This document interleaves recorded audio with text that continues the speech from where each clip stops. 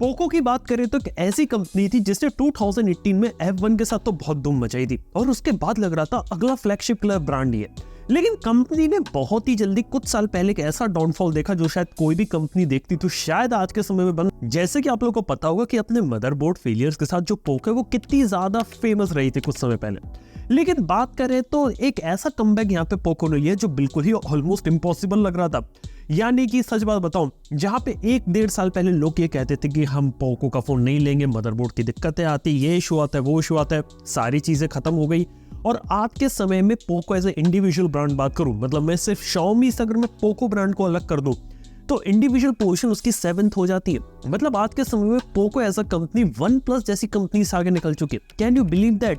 मतलब एक जमाने में पोको डायरेक्टली OnePlus से लड़ती थी और आज के समय OnePlus से ज्यादा फोन्स निकाल देती है। सिर्फ और सिर्फ OnePlus जैसी कंपनी की बात नहीं है, मोटोरोला जैसी कंपनी की बात करें, मोटोरोला से ज्यादा फोन्स भी पोको यहाँ पे निकाल रही है। iQOO जैसी कंपनी से भी फोन्स ज्यादा निकाल रही है और लोगों को इनके फोन्स भी पसंद आ रहे हैं और इनके खरीद भी रहे हैं और मार्केट में यूनिक पिक पोजीशन स्टैब्लिश भी करी है। इवन इतना बड़ा मुकाम इन्होंने हासिल किया है कि यहाँ पे अगर मैं पोको को अगर Xiaomi में इंक्लूड कर लूं तो दोबारा से Xiaomi ग्रुप इंडिया में नंबर 1 स्मार्टफोन ब्रांड बन जाता है। बिल्कुल, क्योंकि 1.5 साल पहले 6 क्वार्टर पहले हुआ ये था कि Xiaomi ने फर्स्ट पोजीशन लूज कर दी थी। वहां पे फर्स्ट पोजीशन पे Vivo सैमसंग में लड़ाई हो रखी थी, लेकिन अब जाके Xiaomi ने कमबैक किया है और दोबारा से फर्स्ट पोजीशन एक्वायर कर ली है। इसके साथ ही यहाँ पे पोको जैसे ब्रांड का भी इसमें बहुत बड़ा हाथ है, क्योंकि पोको नहीं हो तो Xiaomi पोजीशन अचीव नहीं कर सकता था। लेकिन बात करें तो पोको ने ऐसा क्या करके दिखा दिया कि उसने एक इम्पॉसिबल कमबैक उसका हो गया।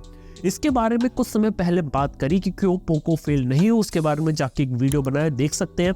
लेकिन एक बात बता देना चाहूंगा कि पोको के बारे में कुछ इंटरेस्टिंग चीजें। सबसे पहली चीज, जो भी फोन पोको यहाँ पे बनाती है ना, उसके अंदर आपको सबसे बेहतरीन स्पेसिफिकेशन ला कर देती है। क्योंकि जब से पोको ने अपना पहला फोन निकाला था पोको F1, उस जमाने में स्नैपड्रैगन 845 को सबसे सस्ते रेट में लाए थे। आज के समय में अगर मैं पोको की कहानी देखूं तो पोको X6 देखे 7S Gen 2 के साथ अंडर 20K में एक ऑलराउंडर फोन है।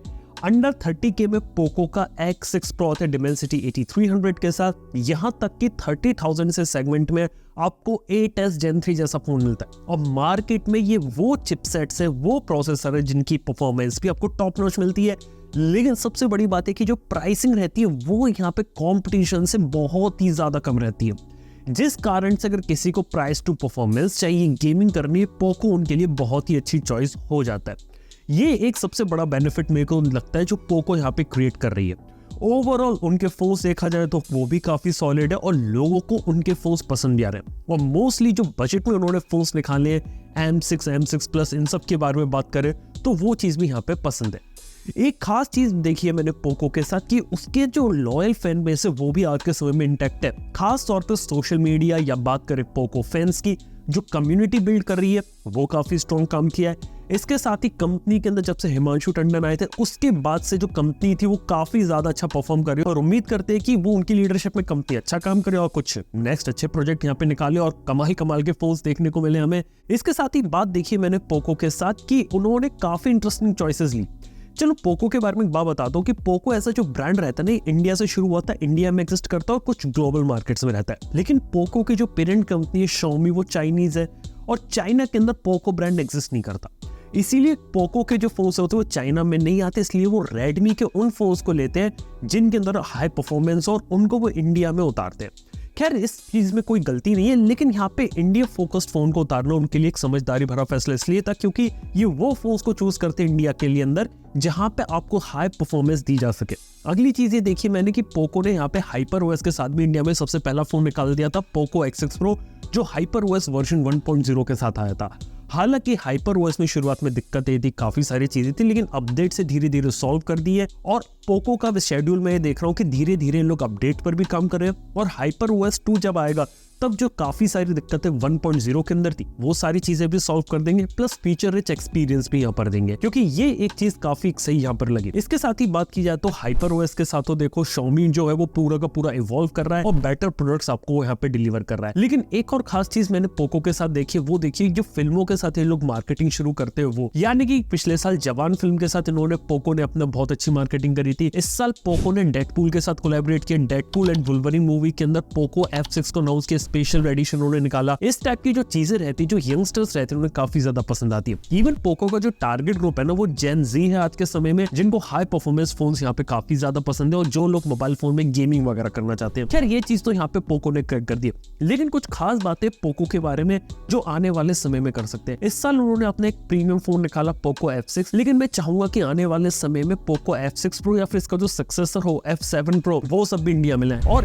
8 Gen 4 इन सारी चिप्स के साथ भी एक फोन निकाले, क्योंकि इंडिया में सच में आज के समय में ऐसे फोन्स की जरूरत है जो बिल्कुल ही प्रीमियम एक्सपीरियंस दे लेकिन अफोर्डेबल रेट में है। अगर ये चीज पोको यहाँ पे क्रैक कर लेता है तो बहुत अच्छी चीज अच्छी हो। इसके साथ ही पोको यहाँ पे काम कर सकता है अपने फोन के कैमरास के अंदर। कैमरा मेरे को थोड़ा अभी भी वीक पॉइंट लगता है पोको के फोन्स का, अगर उस चीज को पोको यहाँ पे क्रैक कर ले तो एक बहुत कमाल का काम हो सकता है। इसके साथ ही अगर लेटेस्ट सॉफ्टवेयर अपडेट ये लोग टाइम पे ये लोग अवेलेबल करवाए तो बहुत अच्छी चीज होगी, वहां पे क्विकनेस लाई जा सकती है और अपने हर एक फोन को यहाँ पे प्रायोरिटी में रखा जाए तो वो एक चीज है। इसके साथ एक बात देखी मैंने कि पोको ने अपना जो पूरा पोर्टफोलियो है ना आज के समय में टोटली 5G के ऊपर कर दिया है। और बस यही चाहूंगा पोको के साथ कि पोको अपनी जो एग्रेसिव प्राइसिंग है ना वो ना छोड़े। आज के समय में बात की जाए तो हाँ, पोको के फोन अच्छे हैं, पसंद आते हैं, कुछ कमियां वगैरह बीच बीच में रह जाती है, अगर वो कुछ सॉल्व करे तो बेटर चीज होगी। इसके साथ ही फास्ट परफॉर्मेंस वाली चीज अगर ये लोग पकड़ के रखे तो मार्केट में अपनी जगह बना सकते हैं। और टोटल फीडबैक ये रहेगा पोको एज अ ब्रांड के लिए कि फोन आप सही लॉन्च कर रहे हो, बस कैमरास वगैरह थोड़ी चीजें जहाँ पे थोड़ा और फोकस किया जा सकता है और उन फोन्स को भी निकाला जा सकता है जो मार्केट में थोड़े से हाई एंड कैटेगरी के फोन्स हो। 30,000 रुपए का 8S Gen 3 वाला फोन यहाँ पे अच्छा है, लेकिन इसके ऊपर भी जो फोन्स रहते हैं उनको भी यहाँ पे कंसिडर किया जा सकता है। तो ओवरऑल बात करें तो ये कहानी है यहाँ पर पोको की। इस साल एक काफी अच्छा कमबैक था और देख के ऐसा लग रहा है कि अगर ऐसे ही चलते रहे तो धीरे धीरे अपने आपको टॉप 5 पोजीशन के अंदर भी ला सकते हैं। अभी देखा तो पोको के आगे जो कंपनीज है उसके बारे में बता देता हूँ। एक तो आपकी Xiaomi है, Vivo है, Oppo है और यहाँ पे Realme है। यहाँ तक कि Apple जैसी कंपनी भी थोड़ा सा आगे निकली हुई। हालांकि Apple की कहानी टोटली यहाँ पे डिफरेंट है, लेकिन पोको एक ऐसी कंपनी जो यहाँ पे आज के समय में अपने लिमिटेड पोर्टफोलियो के साथ Realme को भी टक्कर दे सकती है, क्योंकि Realme का पोर्टफोलियो भले ही कितना बड़ा लेकिन वो काफी ज्यादा कंफ्यूजिंग है और पोको अपने सिलेक्टेड फोन्स जो निकाल रही है ना उसके साथ एक अच्छा काम कर रही है। बस देखने वाली बात है कि आगे चल के कुछ ऐसे फोन निकाल लो जो यूनिक हो, डायरेक्टली रेडमी के साथ कंपीट ना करे लेकिन अपनी इंडिविजुअल आइडेंटिटी रखे। बाकी पोको के फोन्स को भी हम यहाँ कवर करते रहते हैं बीच बीच में। अगर आप लोग यहाँ पे इंटरेस्टेड हो, उनको देखना चाहते हो तो उसके लिए आप सब्सक्राइब कर सकते हो और बाकी सारे फोन्स और उनके कंपनीज के बारे में बात करते हैं। तो बिना किसी देर के चैनल को अगर सब्सक्राइब नहीं किया तो कीजिए। थैंक यू बने रहने के लिए। मैं आप नेक्स्ट वन के अंदर गुड बाय।